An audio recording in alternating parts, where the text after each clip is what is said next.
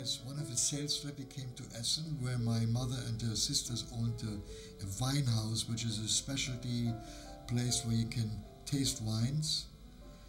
And my father played the piano there, because we had one of the piano bar. You sit around the piano bar. And she looked at him, he looked at her, and 2 months later she was pregnant.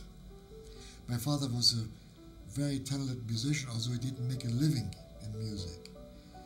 He was an improviser. He had absolute pitch, which I don't have. But he never was really patient enough to teach me the rudiments of beginning of piano. And the moment I started to play the piano a little bit, he pushed me aside and said, let me show you how it can be done. My father wasn't very often at home. He was always a trip selling Persian carpets, and my mother stayed at home. She was older my father about by 4 or 5 years and took care of us. But it was a very hard chore for her.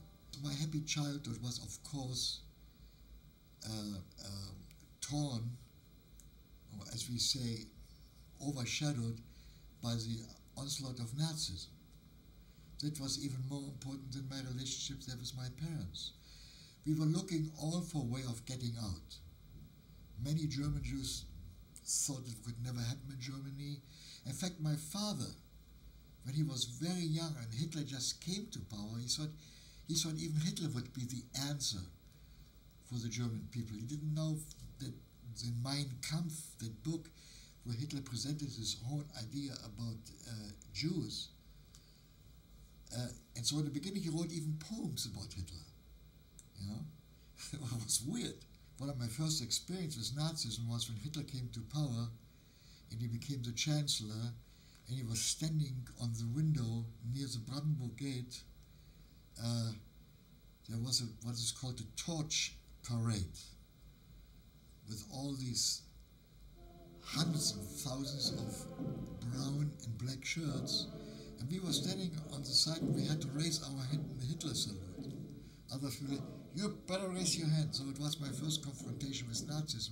Although I was too young, I was probably, how old was I? 11 years old.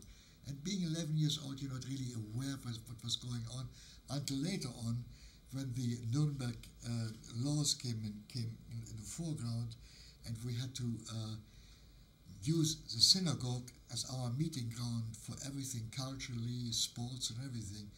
I then was aware of what Nazism meant, and I decided then to find a different ground to move around. And so I became a Zionist, joined the Zionist movement, and in 1938 I went into a preparation camp near a town of Hamburg, where a really sadistic farmer who got actually paid from an American Jewish organization to train us for the hard life in Palestine, and from 150 kids were only 50 chosen, and I was a lucky one. The other 100, sometimes when I look back and when I remember some of these young people, who knows where they ended up? Maybe in a concentration camp, maybe in other preparation camps. I hope some of them were saved, and maybe all of them were saved, but who knows? When my father used to work in a store with my uncle, they had a big store of Persian carpets on Kurfürstendamm, which is the elegant street in West Berlin.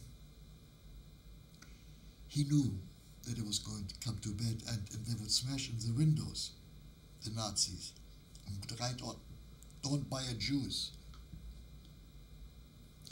So everybody decided to get out of Germany. So I went, as I told before, to a preparation camp near Hamburg, and my father tried to get a visa to America. That was my mother.